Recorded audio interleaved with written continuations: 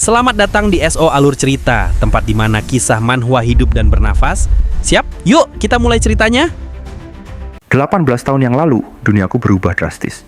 Sebuah menara menjulang tinggi dan portal aneh muncul di bumi. Dari portal-portal itu, monster-monster mengerikan menyerbu, berniat menghancurkan segalanya. Namun, di tengah keputusasaan, beberapa manusia tiba-tiba membangkitkan kekuatan luar biasa. Mereka menyebut diri mereka player. Para player ini menjadi satu-satunya harapan bagi umat manusia untuk bertahan dan membangun kembali tatanan dunia. Mereka bukan hanya pahlawan tapi juga simbol kekayaan dan kehormatan tertinggi. Sayangnya, aku, Kim Ji-woo, hanyalah manusia biasa. Hidupku berputar di sekitar pekerjaan sebagai pengantar makanan di sebuah restoran. Suatu hari, setelah selesai mengantar pesanan, mataku terpaku pada sebuah videotron. Seorang player muda baru 18 tahun terpampang di sana. Namanya Yeo Suk-woo, seorang player dengan kemampuan unik. Kudengar, player unik adalah jenius yang memiliki kemampuan seperti cheat, bahkan disebut manusia super di antara para manusia super. Mereka benar-benar luar biasa. Sementara aku bahkan belum membangkitkan kekuatanku untuk menjadi player. Setelah bekerja hingga larut malam, aku pulang ke rumah. Di depan pintu, kotak posku penuh dengan surat. Bergegas aku mengambilnya, berharap ada undangan menjadi player di antara tumpukan itu. Tapi, seperti dugaanku, isinya hanya tagihan, pinjaman, biaya rumah sakit ibuku, uang sekolah adikku. Hah, sudah kuduga, gumamku kecewa. Aku masuk ke rumah disambut oleh adikku, Nayun. Ia masih terjaga, meski sudah larut. Nayun bilang ia baru saja menyelesaikan pekerjaan rumahnya. Aku bertanya tentang ibu, dan Nayun menjawab bahwa ibu baru saja tertidur pulas, lebih nyenyak dari biasanya. Aku merasa lega. Tiba-tiba, Nayun mengucapkan selamat ulang tahun padaku. Aku terkejut. Dari mana kau dapat uang, Nayun? Apa kau memakai uang kakak untuk baju barumu? Tanyaku. Nayun hanya menggodaku. Aku ini banyak uang, tahu. Kalau tidak mau, akan kumakan semua kuenya sendirian. Aku tahu ia berbohong. Aku yakin ia mengorbankan uang untuk baju barunya. Padahal bajunya sudah usang. Tak ingin mengecewakannya, aku hanya mengucapkan terima kasih atas kuenya.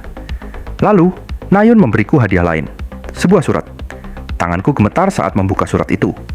Isinya, undangan untuk menjadi seorang player. Ah, aku menjadi seorang player? Teriakku, tak percaya. Nayun bilang ia mengambil surat itu dari kotak pos di depan rumah. Ia sengaja melakukannya untuk memberiku kejutan. Nayun pun ikut senang, mengucapkan selamat padaku. Ya, aku berhasil. Aku benar-benar berhasil. Sekarang hidup kami pasti berubah. Seruku gembira. Di depan kamar ibu, aku bersumpah akan menjadi player hebat dan menghasilkan banyak uang untuk keluarga kami. Keesokan harinya, aku pergi ke kantor asosiasi player untuk memenuhi undangan. Kakiku masih gemetar. Sulit percaya aku benar-benar ada di sana. Tapi, aku tahu, perjalananku untuk menjadi player hebat masih sangat panjang. Aku pun masuk ke dalam gedung. Seorang wanita menyambutku, mengatakan ia sudah menungguku. Ia memintaku menyebutkan status window jika aku ingin melihat informasi playerku.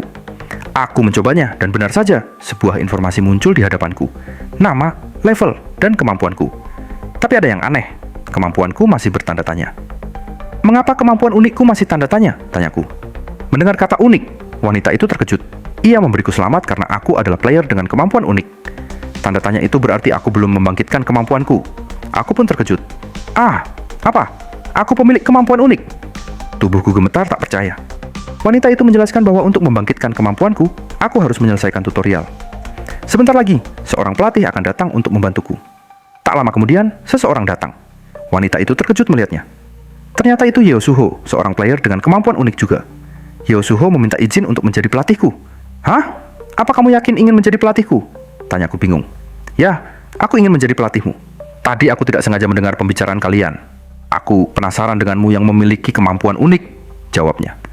Mengetahui Yeo Suho ingin menjadi pelatihku, aku kembali gemetar. Wanita itu menjelaskan bahwa orang lain yang bukan pelatih profesional tidak diizinkan melatih player baru. Namun, karena itu Yeo Suho, ia akan memberikan izin dengan senang hati. Setelah mendapat izin, Yeo Suho dan aku pergi ke pintu portal menuju menara. Ia mengajakku masuk. Di dalam, banyak goblin sudah menunggu kami. Apa monster di lantai 1 memang sebanyak ini? Tanyaku. Yeo Suho menjawab bahwa biasanya tidak sebanyak ini, tapi penumpukan monster ini karena waktu spawn monster yang berlebihan akhir-akhir ini. Bukankah ini akan membahayakan kita? Tanyaku. Namun, bagi Yeo Suho, penumpukan monster ini adalah anugerah. Dengan begitu, ia bisa lebih mudah mengajariku. Lalu, Yeo Suho bertanya apakah aku pernah mendengar tes 100 goblin. Aku bilang aku pernah mendengarnya. Itu tes paling berbahaya. Yeo Suho membenarkan. Tapi menurutnya, tes itu lebih efektif untuk mengukur potensi tersembunyi player pemula. Potensi diukur dari seberapa lama seorang player pemula dapat membunuh 100 goblin tanpa menggunakan skill. Ia menjelaskan, jika seorang player bisa menyelesaikan tes dalam 4-5 jam, potensi mereka adalah player kelas atas. Jika 2-3 jam, ranker. Jika dalam 1 jam, high ranker. Dan jika kurang dari 10 menit, itu adalah player dengan kemampuan unik. Apakah ini kehebatan player kemampuan unik? Kataku, melihat Yosuho menyelesaikan tes itu hanya dalam 47 detik. Yosuho menjelaskan bahwa perbedaan kekuatan player normal dengan kemampuan unik sangat jauh. Player normal butuh 1 tahun untuk menguasai kekuatan mereka, sedangkan player unik hanya butuh 1 bulan. Menurutnya, potensi dan kecepatan berkembang. Player unik dapat melampaui semua tingkatan player. Kemudian Yosuho bertanya, apakah aku pernah mendengar tentang Guild Angela? Aku menjawab ya, guild itu berisi player berpotensi high ranker atau lebih, dan pemimpinnya masih sangat muda. Yosuho kemudian mengungkapkan niatnya untuk membuat guild seperti Angela, tempat para player berbakat berkumpul. Dan di antara mereka, ia ingin aku bergabung. Ia berharap aku bisa berkembang menjadi player unik sejati, dan jika waktunya tiba, ia sendiri yang akan merekrutku. Setelah menjelaskan panjang lebar, Yosuho baru sadar ia datang untuk mengajariku. Ia menyuruhku memulai tes dengan membunuh 1 goblin terlebih dahulu. Aku pun memulai langkah pertamaku untuk menjadi player hebat. Namun, semuanya tidak sesuai harapanku. 5 tahun kemudian, aku masih kesulitan membunuh 1 goblin. Butuh 1 jam untuk membunuh 1 ekor. Aku frustrasi, padahal aku player dengan kemampuan unik. Aku bingung, seberapa keras pun aku berusaha, levelku tidak pernah naik. Selama 5 tahun ini, aku terjebak di level 1. Sekarang, aku bekerja sebagai pelatih profesional, membantu para player pemula menjalankan tutorial mereka. Orang-orang ini adalah murid-murid yang sedang kuajari sekarang. Setelah membunuh beberapa goblin, aku memanggil mereka semua untuk berkumpul. Aku bertanya apakah mereka sudah naik level. Mereka menjawab bahwa mereka sudah naik level. Bahkan tutorial ini terasa sangat mudah bagi mereka. Hanya dengan membunuh beberapa goblin, mereka sudah naik level. Mengetahui semua muridku sudah naik level, aku memutuskan untuk mengakhiri sesi tutorial hari ini. Aku memberitahu mereka bahwa besok kami akan naik ke lantai 2. Lalu aku pergi. Saat aku pergi, murid-muridku bergosip tentangku. Menurut rumor, aku adalah player dengan kemampuan unik. Tapi, anehnya aku memiliki peringkat paling rendah di antara semua player. Saking buruknya, aku punya julukan Dysfunctional Leveling Player, atau player yang tidak bisa naik level. Setelah menyelesaikan pekerjaanku, aku biasanya pergi ke tempat rahasia. Di sana, goblin akan muncul hanya sekali sehari. Aku datang ke tempat itu setiap hari untuk melatih kemampuanku. Melihat seekor goblin yang baru saja muncul, aku berusaha mengendap-endap mendekatinya. Dengan penuh percaya diri, aku berkata aku akan mengalahkan goblin itu dengan mudah, asalkan aku bisa menyerang bagian vitalnya. Namun, saat aku hampir dekat, goblin itu menyadariku dan langsung menyerang dengan tongkatnya. Pertarungan sengit pun dimulai. Serangan demi serangan terus dilancarkan oleh goblin, tapi aku hanya bisa bertahan. Seperti biasa, aku berhasil mengalahkan goblin itu, tapi butuh waktu 1 jam. Setelah mengalahkannya, aku mencoba menjual kristal yang kudapatkan. Sayangnya, harganya hanya sekitar $20. Padahal, saat melawan goblin tadi, aku menghabiskan banyak ramuan. Ini berarti aku tidak mendapatkan keuntungan sama sekali. Setelah menjual drop item, aku berniat melaporkan hasil pekerjaanku ke departemen pelatihan. Tapi, saat aku ingin masuk, temanku, Tao, keluar dari ruangan.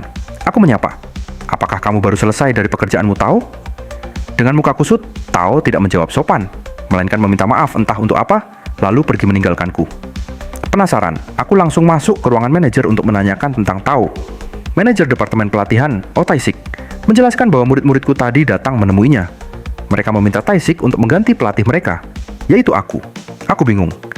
Bukankah tadi siang mereka baik-baik saja? Kenapa mereka tiba-tiba ingin menggantikan aku? Tanyaku. Taisik menjelaskan bahwa para murid mendengar rumor tidak mengenakan tentangku, bahwa aku player yang tidak bisa naik level. Taisik juga bingung apa hubungannya rumor itu dengan menjadi pelatih. Namun, dengan wajah sedikit kecewa, aku tidak memungkiri bahwa rumor itu ada benarnya. Taisik memintaku untuk tidak membenci Tao, karena Tao pasti merasa bersalah padaku. Dengan senyuman aku menjawab kalau Tao tidak perlu merasa bersalah padaku. Lalu Taisik memberiku amplop berisi upah pekerjaanku hari ini. Ia juga baru ingat ada permintaan pekerjaan khusus untukku. Aku penasaran siapa orang itu. Taisik menjawab bahwa aku akan segera mengetahuinya besok. Keesokan harinya, aku menemui orang itu. Ia memperkenalkan dirinya sebagai Kim Seonpil, player pemula yang ingin menyelesaikan tutorial. Seonpil memberitahuku bahwa Yeo Sukwo yang merekomendasikanku sebagai pelatihnya. Mendengar nama Yeo Sukwo, aku cukup kaget.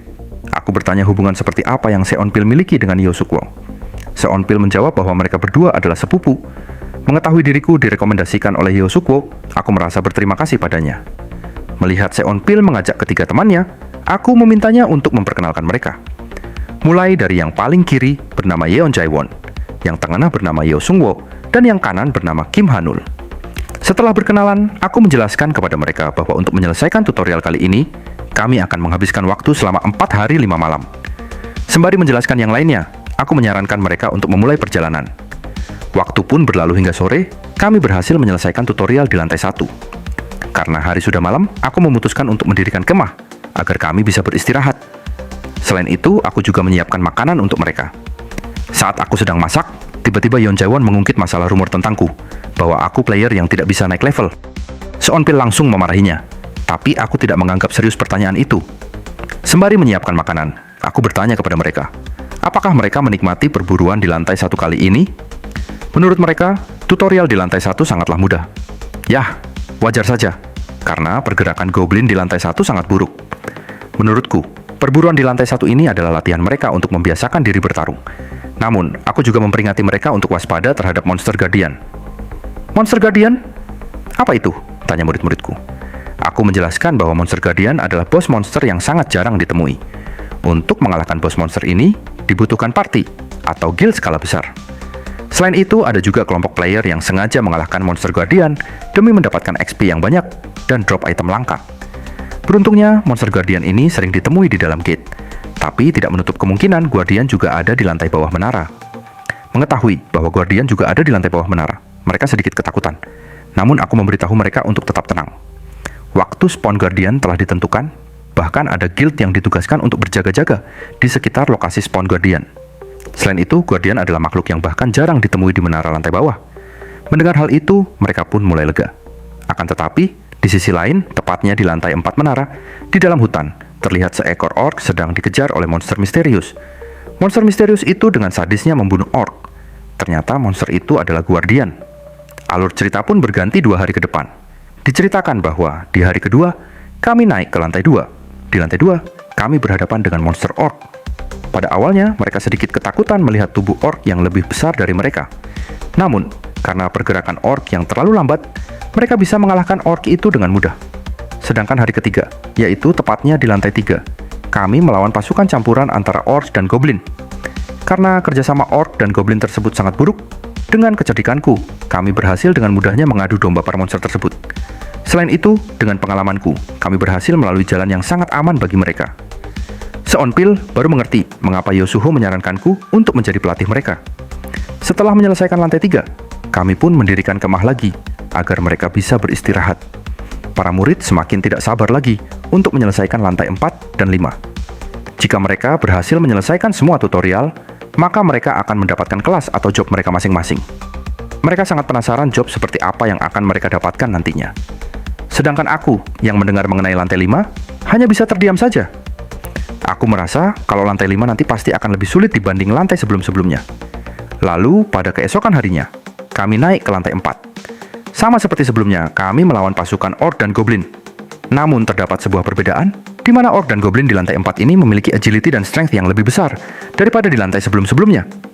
Terlihat para murid sedang berusaha mengalahkan monster-monster tersebut, sedangkan aku bertugas untuk mengarahkan dan menganalisa mereka. Tiba-tiba aku merasakan sesuatu. Dari kejauhan, terlihat sebuah badai asap sedang datang menuju arah kami. Melihat badai asap tersebut, aku bertanya-tanya apakah badai asap tersebut merupakan guardian. Namun menurut pengetahuanku, spawn guardian masih sangatlah lama. Karena tidak mau mengambil risiko, aku memerintahkan kepada muridku untuk segera mengalahkan monster tersebut. Lalu aku langsung mengambil tas dari murid-muridku. Saat aku sedang beres-beres, tiba-tiba murid-muridku dipojokkan oleh para monster tersebut. Aku merasa bingung harus berbuat apa. Sedangkan di sisi lainnya badai asap tersebut semakin dekat dengan kami. Aku hanya bisa berharap kalau badai asap tersebut hanyalah badai asap biasa saja. Namun ketakutanku menjadi nyata, di mana dari kepulan badai asap tersebut terlihat rombongan orc beserta dengan guardian. Aku yang melihat guardian sedang datang menuju arah kami, langsung mengambil tindakan dengan melemparkan bom asap, agar para murid-muridku bisa melarikan diri dari lokasi. Aku pun langsung memerintahkan kepada mereka untuk segera lari. Aku mengatakan kalau aku mengetahui sebuah tempat bagi mereka untuk bisa bersembunyi dari kejaran guardian. Pada akhirnya kami pun berhasil kabur dan masuk ke dalam sebuah gua. Seonpil bertanya-tanya sebenarnya makhluk apa itu tadi. Aku menjawab kalau makhluk tersebut merupakan Guardian. Namun menurut pengetahuanku, waktu spawn dari Guardian masih cukup lama. Entah kenapa Guardian bisa muncul sekarang. Aku berencana untuk menunggu di dalam gua hingga datangnya bantuan. Akan tetapi, tiba-tiba masalah lain datang, di mana Kim Hanul tidak sadarkan diri. Setelah mengecek kondisi Kim Hanul, aku berasumsi kalau Kim Hanul terlalu banyak terkena racun goblin. Aku meminta kepada mereka semua untuk tenang. Kim Hanul akan baik-baik saja setelah ia meminum penawar racun. Aku pun berusaha untuk mencari penawar racun tersebut di dalam tasku. Namun setelah dicari-cari, aku tidak berhasil menemukannya. Aku tiba-tiba teringat pada saat penyerangan tadi, di mana pada saat aku sedang terburu-buru membereskan barangku, tanpa sengaja penawar racun tersebut jatuh di lokasi penyerangan. Aku merasa kalau diriku telah sangat ceroboh. Bagaimana mungkin sekelas pelatih veteran seperti diriku bisa melakukan hal ceroboh seperti itu? Aku pun berusaha untuk menenangkan diriku. Pada akhirnya, aku memutuskan untuk melakukan sesuatu, di mana aku berencana untuk keluar dari gua dan menembakkan sinyal SOS agar para player lainnya bisa melihat lokasi kami dan membantu kami. Murid-muridku pun tidak setuju dengan rencanaku. Menurut mereka, rencanaku sangatlah berbahaya. Namun, aku terpaksa melakukan hal tersebut dikarenakan nyawa Kim Hanul dalam bahaya. Aku berusaha meyakinkan mereka dengan berkata, kalau aku telah sangat hafal dengan lantai tutorial ini, sampai-sampai aku sangat muak. Pada akhirnya, aku pun keluar dari dalam gua tersebut. Aku berencana untuk mencari bukit yang sangat tinggi, namun perjalananku dihalangi oleh beberapa ORC yang berjaga di sana. Karena jalannya telah dihalangi, aku pun memutuskan untuk mengambil jalan memutar. Setelah berjalan cukup jauh, aku pun pada akhirnya sampai ke tempat tujuan. Aku merasa sangat lega karena bisa berhasil sampai tujuan dengan tanpa adanya halangan. Namun, semua prasangka tersebut langsung berubah. Tiba-tiba, Guardian datang dari belakangku dan mencoba untuk menyerangku. Untungnya, pukulan dari Guardian tersebut meleset dan membuatku terpental sangat jauh hingga aku menabrak batu dengan sangat keras. Aku pun langsung melemparkan bom asap agar pandangan dari Guardian tersebut dibutakan. Aku pun langsung memanfaatkan kesempatan tersebut untuk menembakkan sinyal SOS ke atas langit, dan aku pun langsung kabur dari tempat tersebut. Aku pun berusaha untuk mencari tempat bersembunyi. Namun sangat sialnya, aku malah menemukan pintu gerbang menuju ujian lantai 5. Pintu tersebut merupakan pintu yang selama ini sangat ingin kulewati. Namun dikarenakan aku masih memikirkan nasib keluargaku, aku memutuskan untuk menyerah. Menurutku, di balik pintu ini yang menunggu diriku hanyalah kematian saja. Semua itu dikarenakan aku masih level 1. Aku merasa kalau diriku telah memasuki jalan buntu. Namun di sisi lainnya, terlihat Guardian telah semakin dekat denganku. Pada akhirnya, aku pun mencoba untuk bertarung dengan pintu yang ada di depanku. Aku pun memutuskan untuk membuka pintu tersebut dengan sekuat tenaga. Ketika pintu tersebut telah terbuka, tiba-tiba pandanganku menjadi putih semua. Lalu, tiba-tiba terdengar suara operator yang mengatakan kalau aku telah memenuhi syarat untuk mengikuti ujian. Aku tiba-tiba tersadarkan di sebuah taman. Operator menjelaskan bahwa untuk menyelesaikan ujian ini, aku hanya perlu membunuh seekor kambing. Aku yang mengetahui bahwa ujiannya hanya membunuh seekor kambing, sangat terkejut. Hah? Tugasku hanya membunuh seekor kambing? Tanyaku dengan wajah kebingungan.